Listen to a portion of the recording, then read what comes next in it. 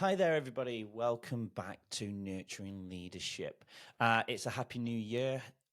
I hope you've enjoyed your festive time and celebrated going into 2024. Can you believe it's 2024? Oh my word, I can't believe it is either. It's been one crazy time. It is really warm here in Australia at the moment. It's getting warmer. It is the summer period for those who are listening up in the northern hemisphere. I'm sure it's really cold there. I'm from, for those who don't know me, I am from England, Manchester originally, and I know it's really cold there at the moment. So let's get on. We are continuing with the Purpose series. After today, we're going to probably do one more final episode of the Purpose series. Then we'll probably look into the Victim series, like I mentioned last time, or maybe I haven't decided if I'm going to start discussing more the neuroscience-based leadership concepts. First, I will decide that as we go. I'm pretty free in that sense, and you know that's really the heart of nurturing leadership, understanding leaders to go because of my basketball background, to feel the game, feel the moment, feel the game, feel it. That's what it's about. So welcome back. We are going to be discussing part 6. I'm excited. So welcome back. Nurturing leadership. Today's journey is all about diving into deep into discovering your purpose. So part 6 is definitely all about discovering your purpose. It's something personal and life-changing. John is on this quest through self-reflection, learning, diverse experiences, and the guidance of mentors, which is a really big one. So when the quest begins, we got to look at something called introspection, the heart of self-discovery, discovering your purpose. It starts with you. Introspection, is the art of looking within. It's the key. It's about peeling back the layers of your life, your beliefs, your values, and your dreams. Asking yourself those soul-searching questions: what truly lights me up? What makes my heart sing? And things like, well, what am I genuinely passionate about? Reflecting on those inquiries is like unearthing buried treasure, a journey to uncover your real desires and true self. Self-awareness is at the core, though, here. It's understanding your strengths, your weaknesses, your values, and what really clicks with your inner self. Things like journaling, meditation, or having deep chats with yourself can help. I've been reading a book called The Source. I've actually got it right here. And Dr. Tara Swart, I'll put her in the mentions too. And I've actually reached out to her, and I'd love her to appear on my podcast, my other podcast, which is called Leading Our Own Way, which will air next year. I'm going to be starting actually this week filming the guests, and I want to complete the series first. But she talks about journaling heavily in this book, and I think is really important. I never really cared for writing. It's like when I went through my bullying at my job 9 years ago in 2015. People used to say to me, "You write it down, write everything down." I don't mean in terms of documentation, which I did anyway, but in terms of feeling, write your feelings down, look deep within yourself. I really didn't care for it. Like, I really didn't care. I didn't care for meditation either. I wouldn't say I meditate now, but I definitely do breath work to elevate, the more positive emotions. But journaling is powerful. I mean, I won't get into that right now, but it's definitely worth a read. So please read The Source. She talks about vision boards as well. Really powerful stuff. I'm actually going to get visual boards in the office as well. So deep chats also can help as well. They guide you towards unlocking insights about who you really are, venturing out, embrace diverse experiences. Have you ever stepped out of your comfort zone? That's where the real magic can happen. Exploring new experiences opens doors to fresh perspectives. It's about going beyond your usual routine and trying things that expand your world, whether it's traveling, volunteering, picking up a new skill, or diving into hobbies. These experiences broaden your understanding of life. So for me, exploring the world through travel was a passion I couldn't ignore.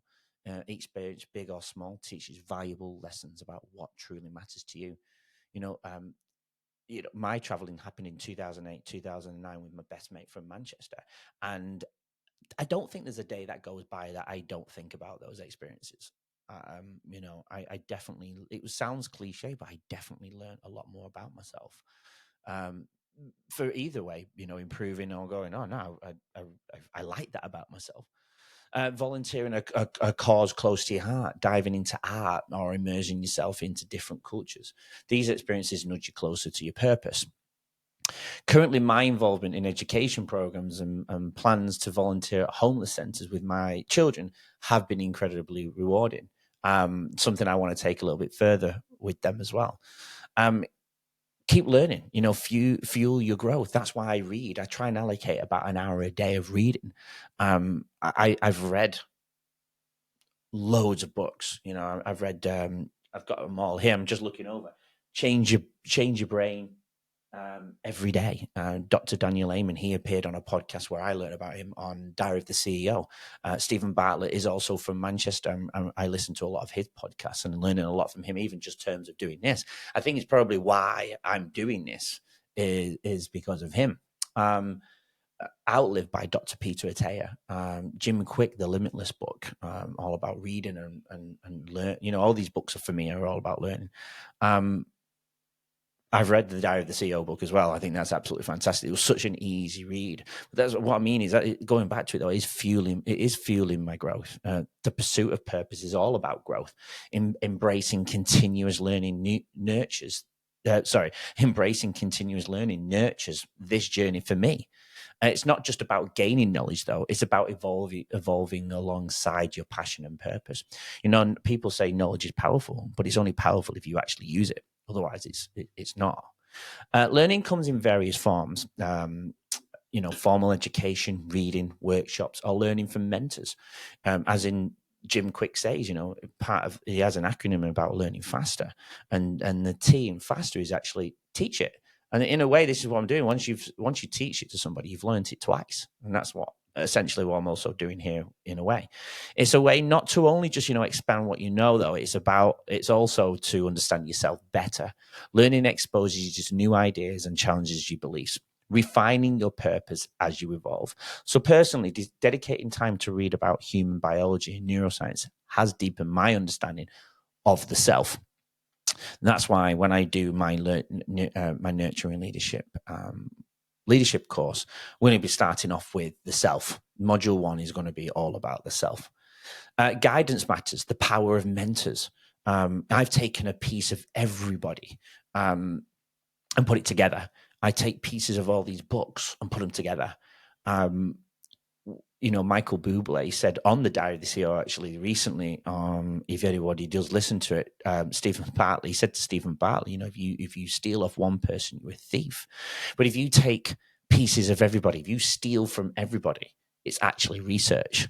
I thought that was brilliant. That's really, really good stuff. I'm going to take that forward and I'm giving it to you guys. Mentors are like guiding stars on this purpose-finding expedition, right? Their wisdom and experiences light up our path. Their insights, advice, and support are invaluable as we navigate our journey. Have you ever thought of someone else close to you who might be the perfect mentor? Asking questions or seeking support from people around you might surprise you. They could be the best mentors you never expected. Mentors can be those who've walked similar paths, experts in your fields of interest, or simply those whose way of life inspires you. Connecting with mentors through conversations, mentorship programs, or seeking guidance from the role models helps you gain clarity and direction. Discovering your purpose isn't a one-stop destination. It's an ongoing adventure, a tapestry woven with self-reflection, diverse experiences, and continuous learning, along with mentorship. So it's about understanding who you are and aligning your life with what truly matters to you. So as we journey, let's embrace the transformative power of self-discovery and embark on a quest towards a purposeful and fulfilling experience. So let's dive into discovering our purpose together for next time. We'll come to the final episode. So I look forward to you hearing that in the next few days.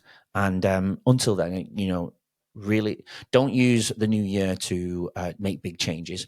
People make big changes for New Year's resolutions, and they die out very, very quickly. Very small, simple steps to discover your purpose. I had a friend reach out and said he listened to the podcast and he started to think on his run. Small, simple steps like that is the beginning. Don't go powerful in one big hit. Go small. Understand your purpose, put some energy in there, and keep the small, simple steps in place. And that's when you can make big, big changes over time. And that's really something that I've followed, is those small, simple steps. Anyway, looking forward to discussing the final part of the Purpose series. Tune in next time. We will be back very, very soon. Enjoy the rest of the day and be well.